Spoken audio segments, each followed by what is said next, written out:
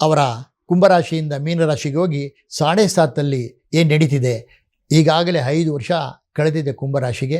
ಕುಂಭರಾಶಿಯಲ್ಲಿ ಬರತಕ್ಕಂಥ ನಕ್ಷತ್ರಗಳು ಧನಿಷ್ಠ 2 ಪಾದ, ಮತ್ತು ಶತಭಿಷ ಮತ್ತು ಪೂರ್ವಪಾದ, ಮತ್ತು ಕುಜ ನಕ್ಷತ್ರ, ಗುರು ನಕ್ಷತ್ರ ಮತ್ತು ರಾಹು ನಕ್ಷತ್ರ 3 ನಕ್ಷತ್ರಗಳಿರೋದ್ರಿಂದ ಈಗಾಗಲೇ 5 ವರ್ಷದ ಒಂದು ಆ ಶನಿ 7.5 ಶನಿಯ ಒಂದು ಅನಿಷ್ಟ ಇರ್ಬೋದು ಅಥವಾ ಅವರಿಗೆ ಕಷ್ಟ ಇರ್ಬೋದು.